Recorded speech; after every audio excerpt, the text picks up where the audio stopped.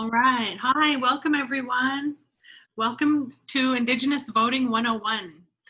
This is a partnership between Native Peoples Action Community Fund and the Alaska Center Education Fund. And I want to welcome you all. It's good to see you. I also want to share that voting is wellness. It's a part of how we take care of ourselves, how we take care of our communities, our loved ones, and also how we make sure that our voices are heard. So this is a really great event that we have lined up for you today. And before we begin, I'd like to introduce myself and do a land acknowledgement. And I encourage you all to offer up your names, your pronouns, and the Indigenous lands that you're on in the chat. So, Shojrit Rochelle Adams Oji, Wichajet Atsendu Dink Edat, Juk Anchorage Wichi, Shalak Nai Denaina Nai Nangwa Andidi, Masicho, Native Peoples Action Community Fund, and Indigenous Engagement Coordinator, HC. So, hello everyone. My name is Rochelle Adams. I am originally from the villages of Beaver and Fort Yukon, where I was raised. I'm living here now in Anchorage on the unceded territory of the Denaina, our relatives down here, and I want to say Chinan to them for being the original stewards of this land, and to thank them for continuing to care for this land. And also one way that they do that is through being voters, and so that's something that we can all do. And today we're going to get some education on voting 101. So I'd also like to remind you that this is being recorded and it's also live on Facebook. So masicho. And with that, with the land acknowledgement, I'd like us to just take a moment to think about the traditional homelands that we're on, and in doing so, to put forth that love and that respect that we have for our own community, and to always remember, if you're in Anchorage, on the lands of the Denaina, or wherever you're at, that to remember and honor the Indigenous people of the area. So thank you very much. And I'd like to hand it over to Kendra Kloster. Goodness, Chief Rochelle, thank you for grounding us. It's a good way to always start off all of our meetings, and I appreciate seeing everyone coming online here and also on Facebook. Kendra Kloster, I'm the Executive Director of Native Peoples Action and Native Peoples Action Community Fund. We are sister C3, C4 organizations, although today we are hosting from NPA CF. I'm Tlingit, German, and Irish. My family originally comes from Wrangell. My dad's side of the family comes from Yakima, Washington. And I spent a lot of time growing up in Juneau and currently live here on Denaina lands in Anchorage. A little bit just about NPA CF. We are a statewide grassroots movement where we advance the transition to a just society and continuing our way of life. We do this in a number of different ways and a lot of different work. You might see us in a lot of different circles, a lot of different conversations. Lately, with it being around the election time, but however, all year we like to focus on get out the vote efforts. As Rochelle mentioned, it's part of our wellness, and it's really part of how we can make our voices heard. A lot of times, so I've heard from people like, oh, my vote may not count, or, I'm not really sure who's on the ballot or what's going on. And so this is something that we at NPACF have really taken on and saying what we want to see is voter turnout. I mean, my goal would be 100% voter turnout. And with us being an Indigenous-led organization, especially for our Native communities, and making sure we're turning out I've seen so many elections here in Alaska that are decided by, small margins, where a lot of us are just not getting out, which means your voice isn't being heard. And we want to make sure that we are casting our ballot and for the decisions that are being made. We're electing people that are here out there representing us. So whether you're voting or not voting, either way, your voice is saying like, I'm going to vote for this person or I'm not going to participate. And for those just thinking about if my vote matters or not, I've seen so many elections, as I mentioned, that are decided by, one or two votes or tied races. I've seen, we saw Bryce Edgman and Carl Moses was decided by a coin toss. We saw last elections in 2018 where House District 1 in Fairbanks was decided by one vote. There's just numerous things, numerous elections where this happens. And so I just want to say, your voice, and no matter, we're not saying how to vote, we're just saying you need to get out there and you need to get out and vote. We are providing lots of resources like this Voter 101. I just want to shout out to Professor Kengo here to joining us from the Alaska Center Education Fund to help us do this voter engagement trainings. But also, we have a number of resources. Our election center, if you go to nativepeoplesaction.org, we have an election center. You put in your information and it will pop up where you can find out if you're registered to vote, and they can help you register to vote, can help you get an absentee ballot. That's, something really important right now is to be safe and healthy during this pandemic. You can get your ballot sent to you. There is a couple different ways that you can do that, where you can go through our election center and we can get you an application, and also it can be mailed to you with a pre-addressed stamped envelope if you request that. You can also look to see who's on the ballot in your district and read about them and read about the ballot initiatives. So just a good place to research. And then you can also check out our NPA Community Fund website, and that's going to give you a toolkit of all the important dates that you need to know about. And Kelsey's going to get into this a little bit more and kind of walk you through it, but there's some really good information there. So I think they're probably dropping that stuff in the chat so you can take a look. But yeah, I just really appreciate everyone coming out. I appreciate everyone tuning in to really learn about the best way to make sure you're getting your voice heard. Reach out to your aunties, your uncles, your cousins. Let's get everybody out to vote, and just making sure our voices are heard, and share out information so people know how. If they need help getting absentee ballot, again, you can go to our election center and walk people through it, walk your family through it. It's so important that we are getting involved and just deciding the elections for ourselves. I think the primary, and Kengo, you can correct me, was it 23 or 26% of voter turnout that were deciding this last primary election? I think it was pretty low, but you can correct me on that if I'm wrong there. But anyway, so just again, thank you for joining us, and I'll pass it over to Kengo. Awesome. Thank you, Rochelle and Kendra, for the introduction. I'm not sure if I'm ready to accept the title of professor yet, but I'm going to do my best today. Hello, Liz. Yeah, it's really good to see everyone today. My name is Kengo. I use he, him pronouns, and I am the Youth Civic Engagement Coordinator with the Alaska Center Education Fund. So I spend a lot of time talking to young people and people who are trying to vote and helping them through the process. And I'm also calling in today from the Dena'ina Lands here in Anchorage. My hope is today that by the end of this training, I can answer any questions that you may have about voting. Since it's a smaller group today, I really want this to be sort of an interactive session where you can ask the questions that you want, and we'll have time within the presentation, like every so often, often to do that.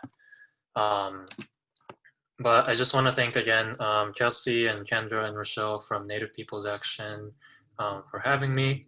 And I'm going to start sharing my screen. All right.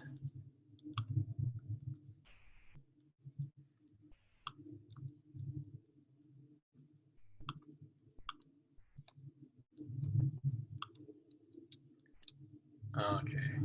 Is it working for everyone? Cool. Like Kendra mentioned, the Native People's Actions Election Center is a really awesome resource. And we're going to be using it throughout the training today. So if you haven't already, I would encourage everyone here to go to nativepeoplesaction.org and go sign up with the election center. And basically this is kind of like a home base for you as a voter to be able to check like whether you're registered, if you're at the right address, who's on your ballot and stuff. And during this training, we'll be able to sort of guide you through that too. So go ahead and do that if you haven't already. And we'll start the presentation. So this is called Voting 101, Making a Plan to Vote in 2020 Elections. I see that a lot of people on this call are, community leaders, volunteers. I see a lot of the voter engagement specialists too that have been hired on recently. So I think like we have a mix of people. Maybe some of us are already super tuned in to the voting process. Maybe some of us are just starting to vote, or maybe just want to learn about what the heck is going on. So yeah, I think I want to invite everyone to participate, ask your questions. Especially this year, with COVID, I think so many people in our community are wondering, like, do I have to change the way I vote because of COVID? Like, how do I vote by mail? A lot of people are asking that. And there's just a lot of confusion going around. So I'm hoping that like our team of people right here, we can really be stepping up in our community to answer these questions and help people out. So that's really what this training is about. So I just want to invite folks to just reflect a little bit and ask yourselves, do you remember the first time you voted? Maybe it was when you turned 18, or maybe it was later on in your life. Maybe it was when you became a US citizen. Or maybe this is the first time that you are like trying to vote in an election. Regardless, there was probably, someone that you really trusted that you went to ask about voting and questions, and they encouraged you to vote. If you're a first-time voter, this is can be a really tricky process to understand, but with the right help, it becomes so much easier to understand. And I'm hoping that people in this room today can be that person for someone new this election. Like Kendra said, we need everyone's participation to make a better community, right? Cool. So in this training, we're going to support you to check your basic information, choose a plan to vote, get to know who your legislators are, know what's going to be on your ballot, and also hook you up with some resources to help your peers make a plan to vote. And like I said, after every one of these sections, we're going to have a Q&A, and just welcome people to ask your questions then. Cool. So let's just take a look at the election timeline real quick. So we are at September 24th. Seems like the time is going super fast right now. But we are about like 5 weeks ahead of Election Day. We're about 1.5 weeks, I think, from the last day to register to vote and update your address. We are about a month away from the last day to request an absentee ballot. And again, Election Day is November 3rd. So yeah, we're kind of like in the last push, right, to get our folks ready to vote. So step one is checking your basic information. And this is something that you can go to NPA's election center to do. That's probably the best way to do it since they have this all set up for you. But you can go ahead and do that and check if you're registered at the right address and all that. But just so folks know, to register, you have to be a U.S. citizen, an Alaska resident. You have to be at least 18 years of age by the election. And so that means that if you or someone you know is going to be turning 18 before November 3rd, you can vote this election and you can register to vote right now. Yeah. You cannot be a convicted felon unless your voting rights have been restored. This pretty much means that like you have to complete your entire sentence and be unconditionally dismissed to be able to vote. And I can answer some questions if you have questions about that process. You also cannot be registered to vote in another state. If you are, once you register in Alaska, the other registration will be canceled. Okay. So again, you can go to the election center or you can go to this website, which is the best way to kind of check your basic information. This is where you would go to see if you're like registered at the right address, where your polling place is, which party that you're registered with too, like Democrat, Independent, Republican, and yeah, and also the last day to register this information that you see here is October 4th. So that's coming up pretty soon. Is that the Saturday?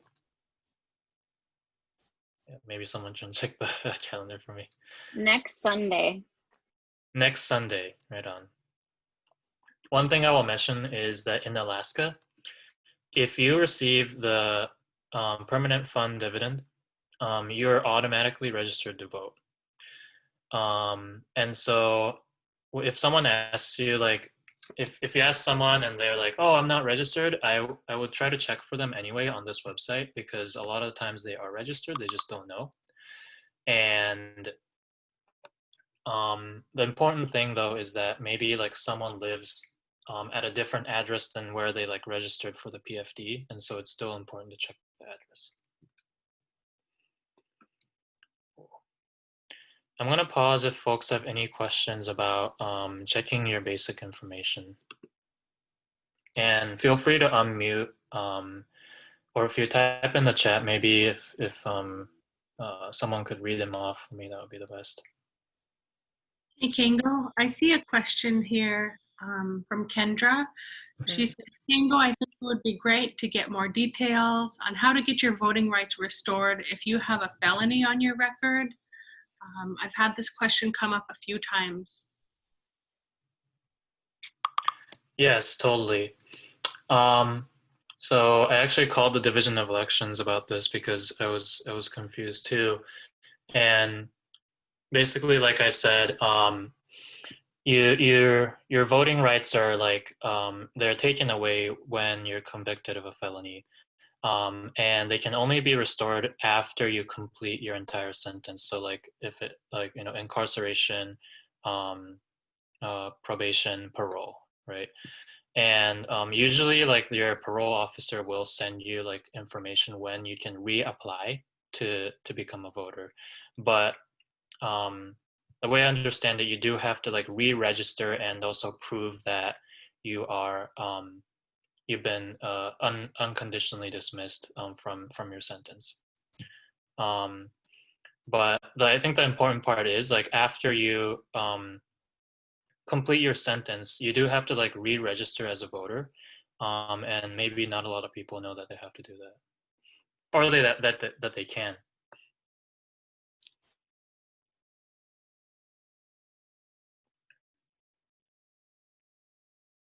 Are there any other questions on this section? Can I ask a question? Yeah, totally. And it's about felons. Is it all felons or is it only certain types of felons? Because I thought it was felonies of moral turpitude in Alaska. Yeah, that's what it does say on the elections website. When I called the Division of Elections, they said it was all felonies. Yeah, and there wasn't like a certain type of felony that had a different process. Mhm.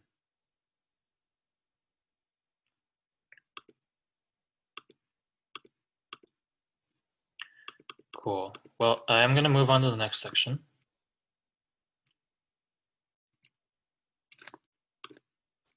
So step 2 is choosing a plan to vote.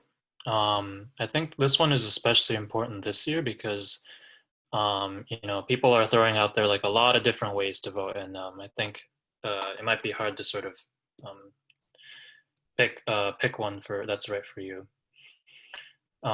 Basically, there's like 3 main ways to vote. The first one is voting absentee, which is the same thing as voting by mail. And basically how this works is like you'll request a ballot, they'll mail you one, you'll fill it out at home, and then you can mail it back or drop it at a drop box. And we'll go into that a little bit more later. The deadline to request one by mail is October 24th. You can also vote early. That's in person at an early vote location. And this kind of depends if you have an early vote location in your community. Most communities do. But that's going to be open from October 19th to November 3rd. And early vote locations, most of them have like all the ballots from across the state. So even if you're registered in a different community, you can go and vote early at this location. You can also always vote on election day in person at your polling place. And we just want to, when I voted last month in the primaries, they were being really careful about like masks, sanitizers, social distancing, and so I just want to assure folks that this is still like it is a safe way to vote if you do choose to do it. But this is going to be open on election day. I think it's usually from like 7 to 8 or something like that. Yeah. So just going into how to vote by mail again, you have to request a ballot, and we can drop that link in a little bit.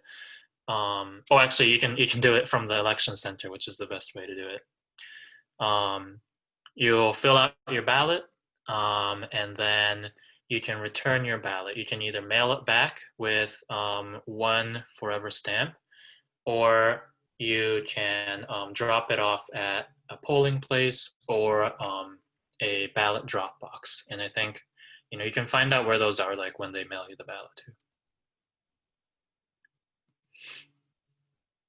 A little bit about language access. And so the way it works in the state of Alaska is that only some polling places have language ballots. If there's like a certain number of people in the community who speak one language and not English, they will have these ballots. And so I would encourage you, if you're wondering, to go to the Division of Elections website to check this out. They also offer on-call assistance for anyone who's looking to vote in another language. And you're also allowed to bring a translator into the polling place with you if English isn't your first language. So there's a couple different options for language access, but again, I would refer you to the Division of Elections website for this. A lot of people have been asking me sort of to go over what to bring to the polling place. I think the most important thing to know is that you don't have to have a driver's license or a state ID to vote. There's a bunch of different things that you can bring to vote. So any current or photo ID, like hunting or fishing license, utility bill or paycheck, these are all good to bring if you to vote.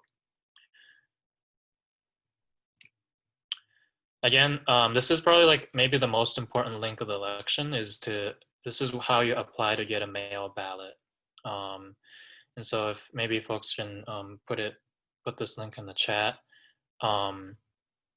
Yeah, if you're sending any text to friends, make sure to yeah, put this link in there. All right, I'm gonna pause again to see if people have questions about choosing a plan to vote.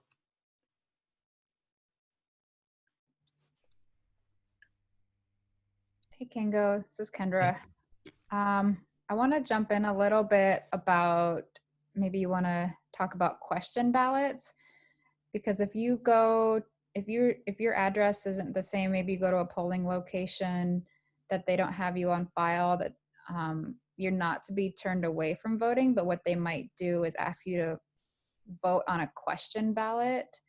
And then and that just means then there's additional steps that the division will do to ensure your vote gets counted.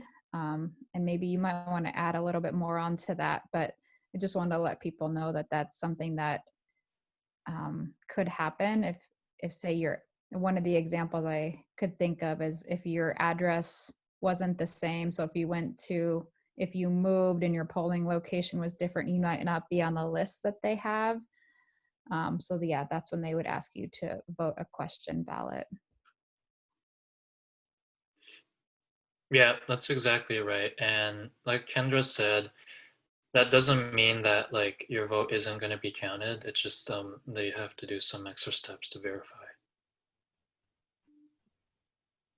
Kingo, I'm seeing another question in the chat.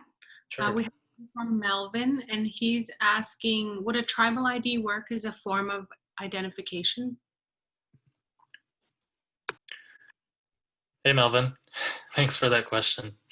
I would think that it would definitely count. It says here that there's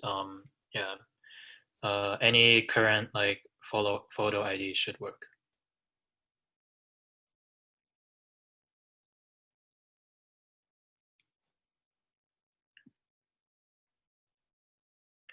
Any other questions on this section? Kendra, again, one other thing I just wanted to make sure to say again is when you're returning your ballot, that it needs to be postmarked. If you're voting by mail, it needs to be postmarked by November 3rd. So you can't just drop it into the post office box. You need to make sure that it's being postmarked, because if they don't pick up the mail like that day and it's not postmarked by the 3rd, your ballot won't count. So I just wanted to make sure that people knew that you have to make sure that it is postmarked by November 3rd so it can be counted. Thank you. I had another question about the forever stamps. Are they, can you buy them one at a time, or do you have to buy a whole sheet? And are they available at any post office? That's a great question. I've always bought forever stamps in a sheet. I'm not sure if you can buy it one by one. Do other folks know?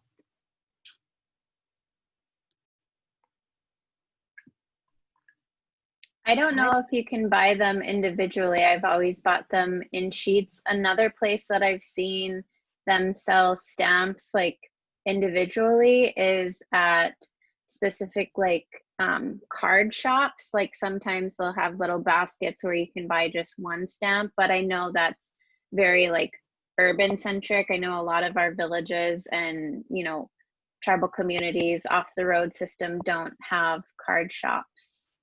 But that just brings up a good point is, you know, if you are in the village or someplace where you don't know if, you know, your post office has stamps, just make sure to call in or stop in there safely with your mask and ask, you know, just check in with your post office or your tribal office and ask if there are stamps available for when you're sending in your absentee ballot. If you buy a book of forever stamps, you could share it with all your friends and family. And also just quickly, I'm looking on the USPS.com store. And the forever stamps are 55 cents, and they seem to come in a sheet of 20 for $11. So that's plenty of friends and family you can share with. Do you guys know if organizations like NPA can provide stamps for folks? You know what I'm asking?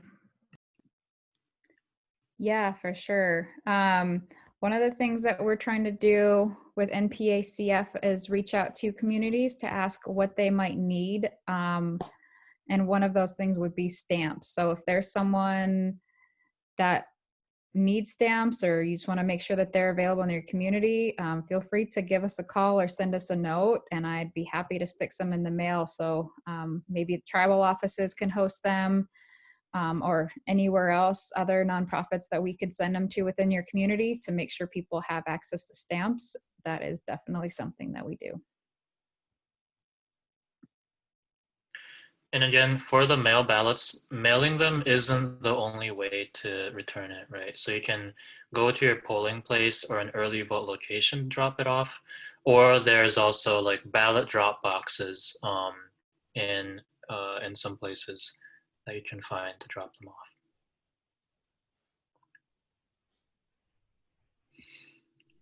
And one, I guess, last thing I'll add in again, for if you go on Native Peoples Action Election Center, one thing that we did do was set up a site. So if you need to get your absentee ballot application in, and I know that there might be some areas that, you know, internet might be harder to get to, maybe you need the actual paper application mailed to you.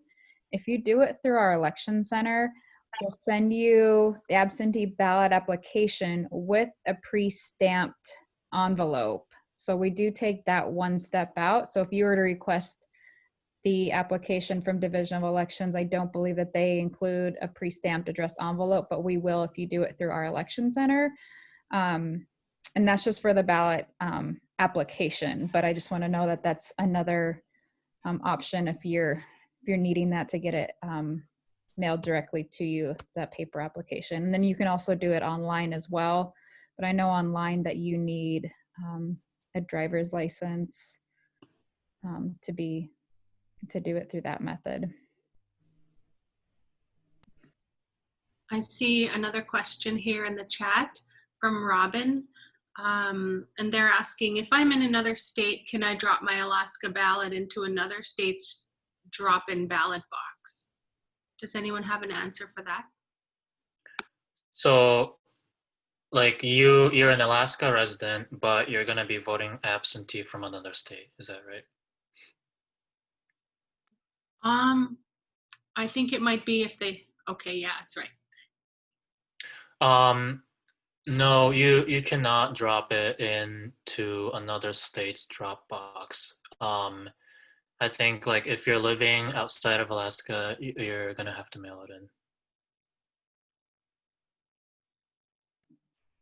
On the Division of Elections website, there's the address for sending back your absentee ballot application to. We might want to drop that in there. Maybe if you guys have that handy, or it's on our website too. And then the envelopes for the actual ballot will have the address and everything in it. So you just need to put a stamp on it. But yeah, it would definitely have to be mailed and postmarked.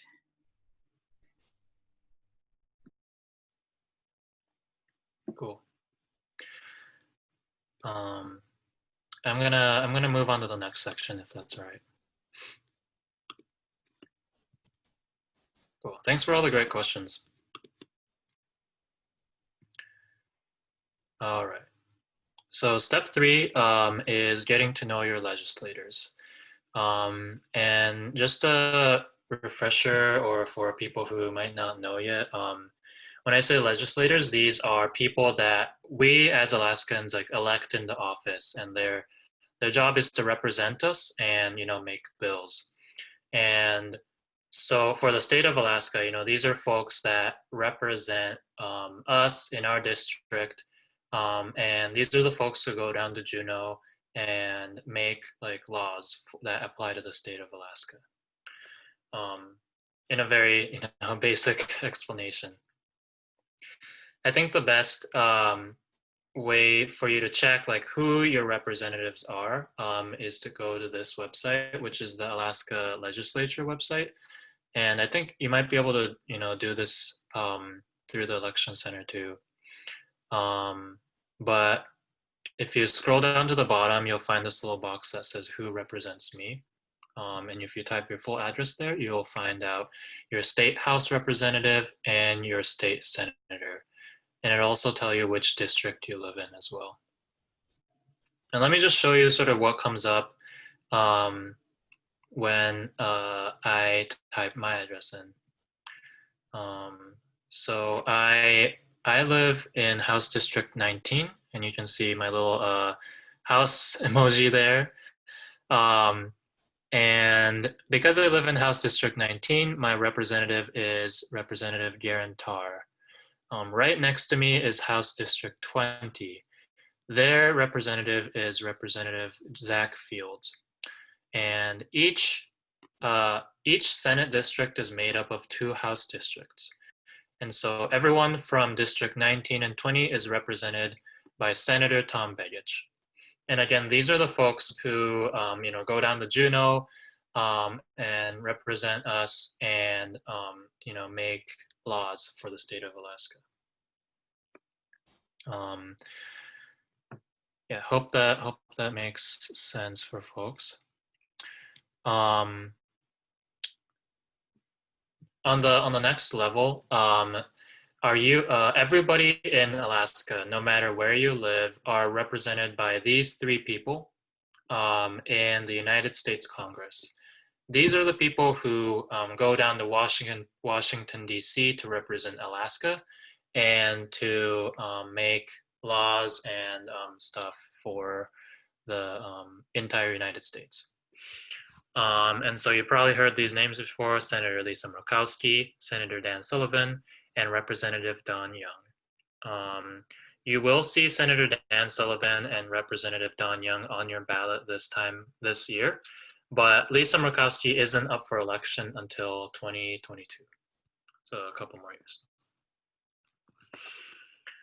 And yeah, short section, but does anyone have any questions about like finding your legislator, who these people are, what do they do?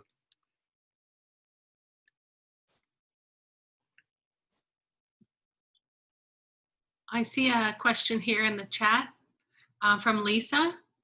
And the question is, do you have stats or a resource for stats of rural villages showing the percentage of qualifying population that votes? It's probably a better question for NPA. Do you know where to go for those stats?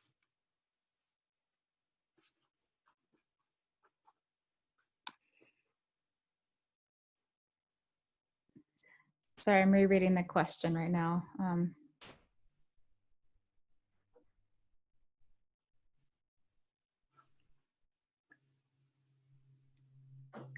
Yes, I have seen those stats, and I can pull something up and make sure we get it on our website, or post that here in the chat here soon. Yeah, if you go to the Division of Elections website, and I'm not exactly sure where to go, but you can find like historical voter turnout records. So like maybe you wanted to see in 2018 how many people voted at this polling place, and out of like the people that are registered, and so you can find like a percentage of that. Yeah, and it might be like a little bit harder to find, but if folks are able to find that information, maybe drop it in the chat. Let's see, Kengo. There is another question. Let's see, from Jan Verney. What is important is the candidates who are running in each district. Where does someone find this information? Anyone want to respond? I can take that one. For the NPA Election Center, there's going to be a section that says research your ballot. And so you can click on that and it will tell you, because by the address that you put in, it will tell you which districts and who would be on your ballot. So you have an opportunity to research them. And within our election center too, we do put in information that's gathered from websites, that's kind of gathered from all over and try to put into one location so you can see who will be on your ballot. You can also go to the Division of Elections is another place that will tell you all the folks that'll be on the ballot as well. So there's a couple different locations you can find that information. And the next section actually is about what's going to be on your ballot. So There's another question here too, from Jen Renee asking, does that site give the websites? And I'm assuming that's, wondering where we're getting our information from.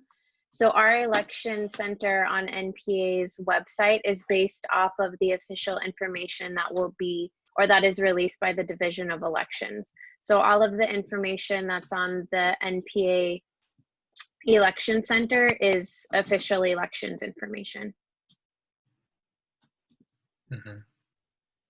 I was actually playing around on that election center before this, and it's really easy to use actually. Like once you type in your address, like it'll show you like exactly what you're gonna be voting on. It'll show you like people's pictures, like their information.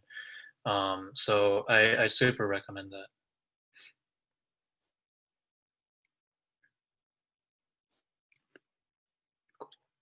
Well, sounds like people are wondering sort of what's going to be on their ballot. So maybe I'll move on to the next section here. Cool. And this is the last step in the training. Like I said, probably the best way to do it is through the election center. But if you want to see like exactly what your ballot is gonna look like this election, you can search your sample ballot on the Division of Elections website now. And basically, like if you know which district you live in, you can click on it and it'll show you exactly what you'll be voting on. This is really helpful for me so that like, you don't have any surprises when you go in to vote on election day. So yeah, it's going to be important for you to know your options for these different seats. So like I said, the state House Representative, state Senator, U.S. House Representative, U.S. Senator, and U.S. President and Vice President. These are the elected officials that we'll be voting on. And what I'm going to do is I'm just going to the next slides are highlighting some of like the front runner candidates for these seats. And these are not like all of the candidates that will be on your ballot. If you want to see that, go to the election center. But these are kind of the front runners who are likely to get the most votes, and it's going to be like a pretty tight race. So for state House Representative, the two front runners are Don Young, who's a Republican. He's been in office for a really long time, and Elise Galvin, who's an independent, and she's challenging Don Young. So you'll see these folks on your ballot for sure. For the U.S. Senator, you will see Dan Sullivan. He's a Republican. He's been in office for a couple of years. And Al Gross, who's an independent, and he will be challenging this seat.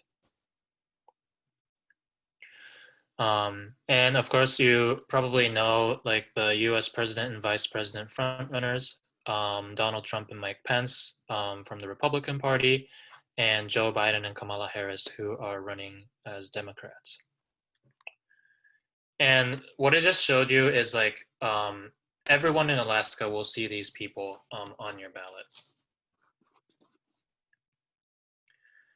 And if you want to see exactly which like state legislators you'll be voting on, go to the election center.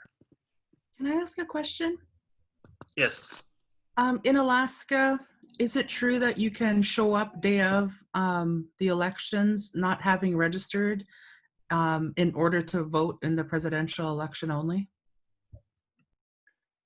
No, you cannot. In some states you can. Some states have like day of registration, but in Alaska you do have to be registered by October 4th in order to be eligible to vote in November.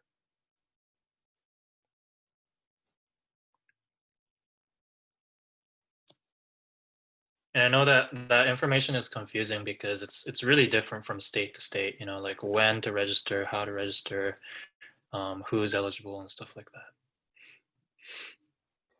Kengo, this is Deborah Call. One of the questions we get quite a bit is, well, it's not even a question, but when you file for your PFD, you're automatically registered. Is that correct? Yes. Okay. So if a person has been registered, are they registered as undeclared or nonpartisan? Generally, there's some type of category they fall into, and as a result, they get a certain type of ballot for the primary, but I'm not sure about the general election. That's a really good question. I'm not exactly sure, but I would imagine that, you know, it would be undeclared because that's kind of like the that's kind of what happens if you like don't put anything as your like party affiliation. But yeah, that's a really good thing to remind folks of, is that even if you might be registered like automatically through the PFD, like people should still check their registration to make sure like their address is right, you know, their party affiliation is correct, and things like that, because those aren't um, like those things like don't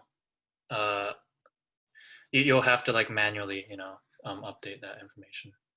Yeah, I agree. It's very confusing right now compared to other states.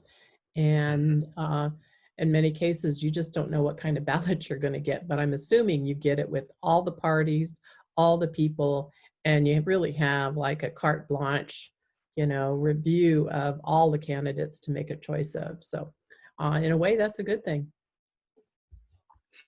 Right. Yeah. I think the primary elections are kind of a whole nother thing. But I think what's important for people to know is that for the general election, regardless of what party you're going to be voting for, you're going to get the same ballot for your district, right? Yes. So yeah, it doesn't matter if you're Republican or Democrat, you will see like all of these candidates on your ballot.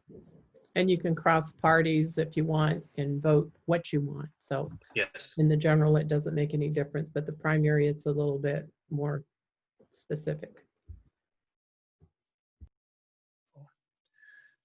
Thanks for that clarifier, Deborah. I just wanted to add in clarification on a question that was previous. I dropped in information in the chat where someone wanted to know about voter registration and statistics. So I dropped that into the chat where you can take a look to see how many people are registered to vote in each area. And there's registration by party and precinct. There's also a breakdown by age, voter turnout by age, and information on the PFD automatic voter registration. So you can check out information there for those who are interested in the statistics. Thanks. I'm going to move on. I only have like a few more slides left to finish up sort of what's going to be on your ballot. So I'm going to go to the next one. So in addition to the elected officials that'll be on your ballot, you're also going to see 2 ballot measures. And what ballot measures are is they're kind of like, they're pretty much like laws that all Alaskans can vote on.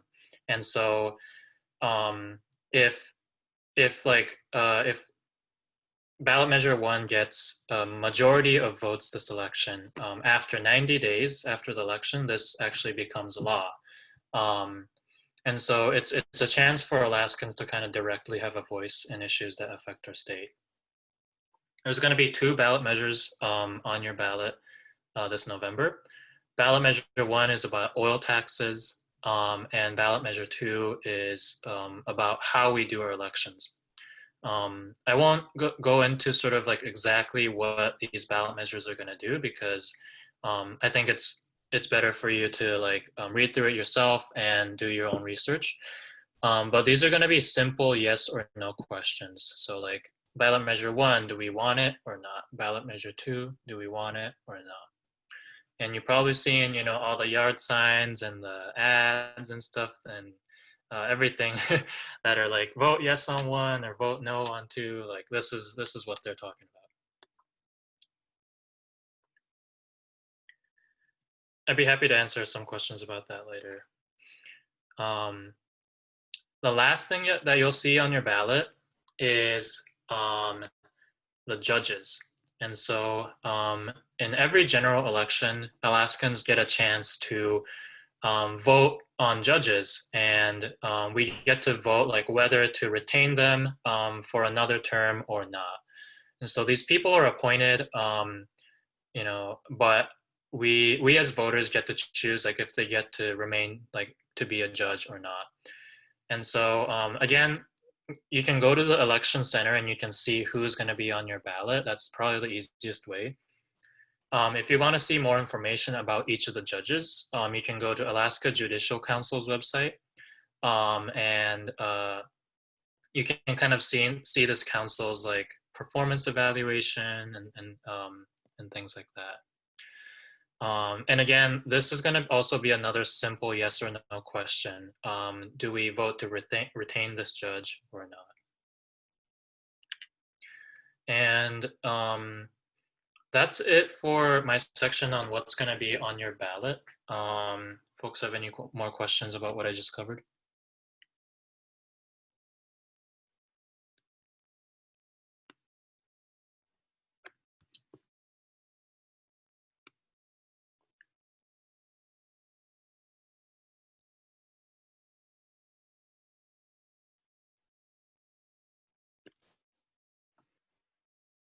Cool.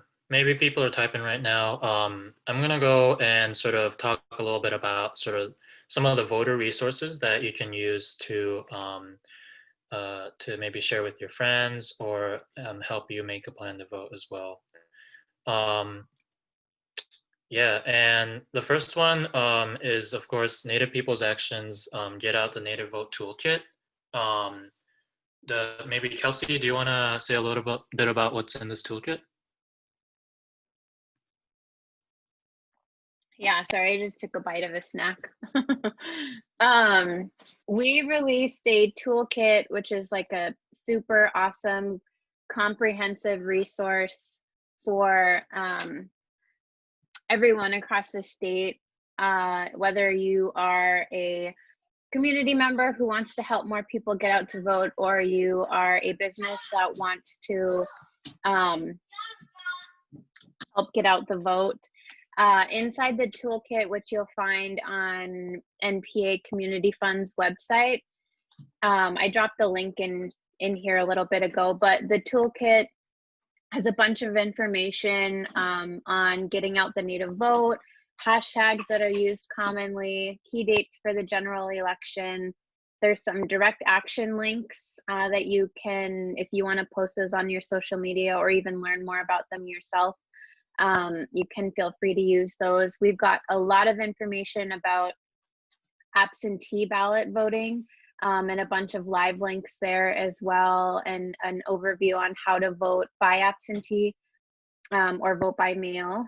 And then there's some links for the ballot initiatives that you can, click on the link and read the different, the different ballot initiatives and make sure that you are informed when it comes to voting day.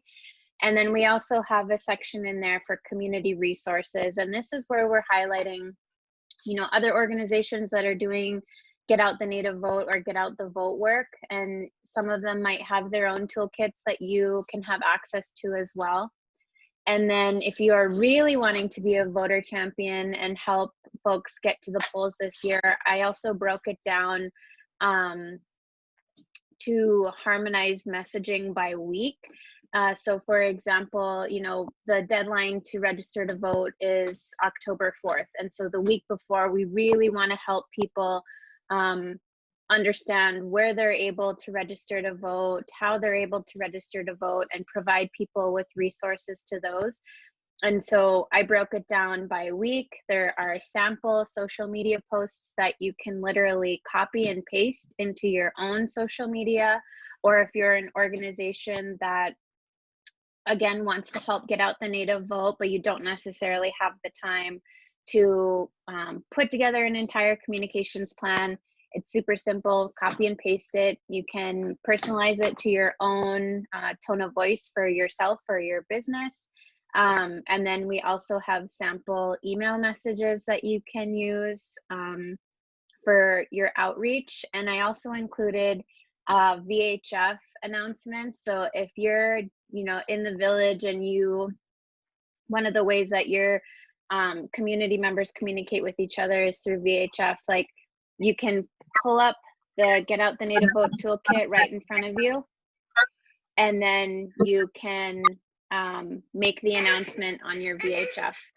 So that's just a little bit of a comprehensive overview of the Get Out the Native Vote toolkit. You're also able to download images on NPA Community Fund's website. So I'm gonna go on mute so I can feed my son, but that's a little overview.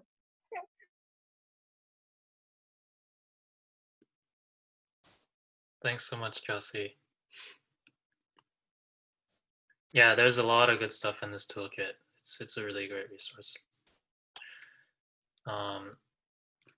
Second resource, you can go to the Alaska Center Education Fund's website, and you can download some of our info sheets. This is good if maybe you are handing them out or want to post it on at your work. There's also a worksheet that you can fill out to get ready to vote. But these are all on the Alaska Center Education Fund's website. And that about covers it for the voter training. I know we just threw so much information at you. If this is your first time getting involved in elections, I know that it might be a little bit overwhelming, but just know that folks like me, Kendra, Kelsey, Rochelle, we're here to help you through the process. And so please reach out to us if you have any more questions. But let's just all take a really big deep breath together in and then out. And just just keep in mind that this we're doing this for our people, our communities, and our values, right? This is really what this is all about. And so yeah, I hope everyone can keep that in mind as you approach elections. But I can stick around if folks have any more questions, but I know we're nearing the end of our time here. If Kendra or Kelsey have any more to say. Kengo, Lisa dropped in a question. If you haven't done so yet, for the young people and for those who are new to voting, can you go into how a person can decide which to register as, Republican, Democrat, undeclared, and what's a good resource for them to help make their decision? And how did you decide what to register as, and who influenced your decision? That's a good question. And I think this gets sort of into how the primary elections work. And bear with me for a second. I hope this will make sense. But basically, the primary elections happen each year before the general elections. And they're kind of like the playoff elections. And whoever wins the primary election can appear on the ballot in the November election. And in Alaska, there are two main primary elections. There's the Republican primary election and the Democrat primary election. So let's see, maybe the best way to explain this is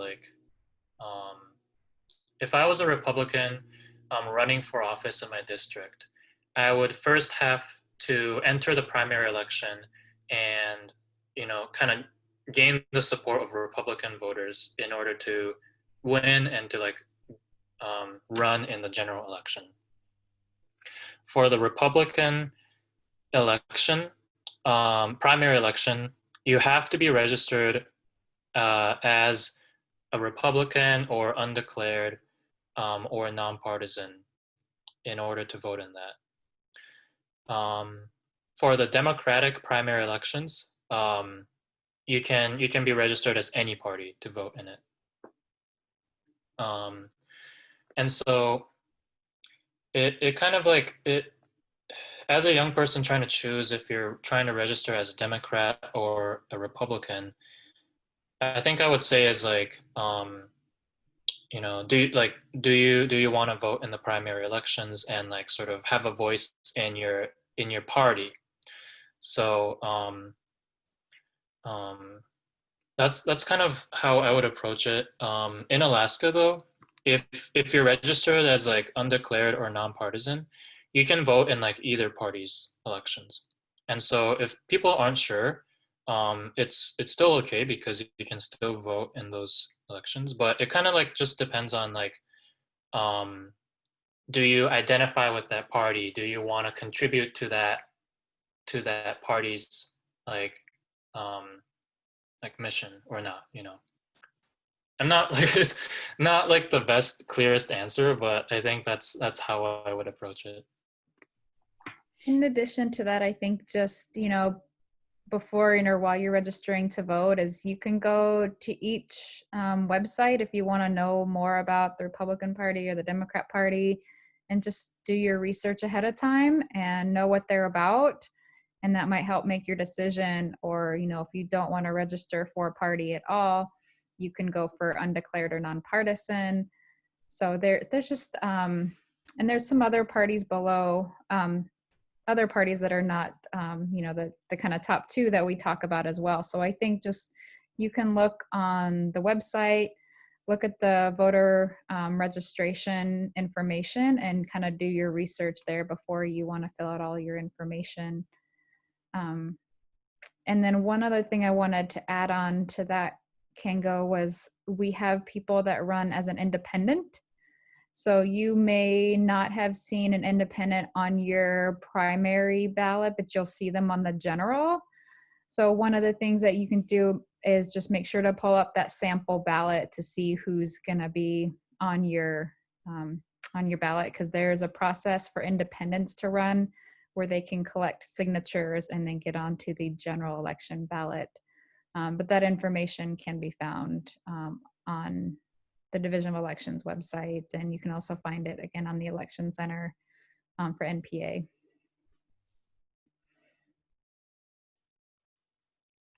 Yep.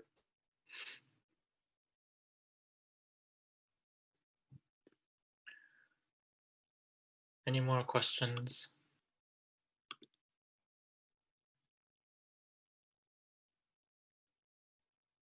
Cool.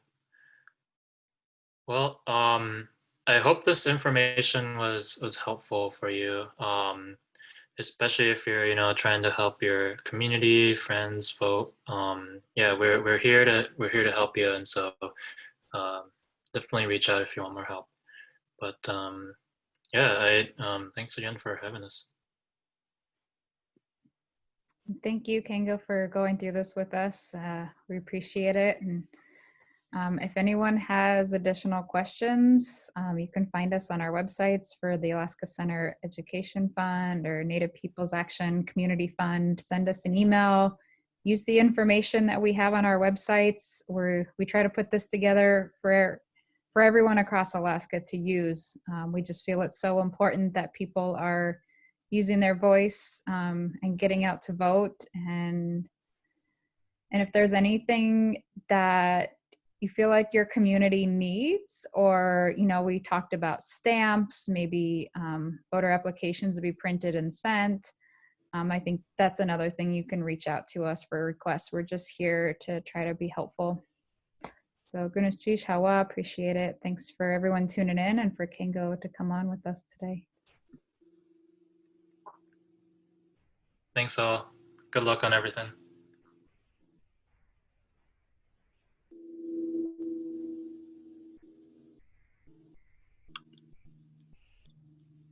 I see that there's a question here and just wanted to address it real fast. It's from Jeanne Vernet asking if this is going to be recorded. It is recorded. We're also going to post it onto our YouTube page, and then we'll be resharing it out, and it'll also be available on our website. So if you want to go back and relook or rewatch this information, or even send the link to your friends and family, we'll be able to do that. Once this is downloaded, we'll upload it to YouTube as soon as possible. So, Koyana, everybody, for joining. I'm going to shut us or unlink us to Facebook Live, but I wanted to share some words real fast for the people who are listening. I saw this posted on Lagunai's Facebook, and it is such a good quote. She said, voting informed, voting prepared, and voting with and for those you love is an act of protection, healing, and resistance. Did you know that if every eligible Alaska Native votes in Alaska, we'd control the outcome of almost every election across the state? That's power, and that's our peoples. So I just wanted to close us off thinking about that and really helping to remind us, like, it's our responsibility to make sure that we are getting out there and using our voice. So Koyana, everyone, for joining. I'm going to end the call now.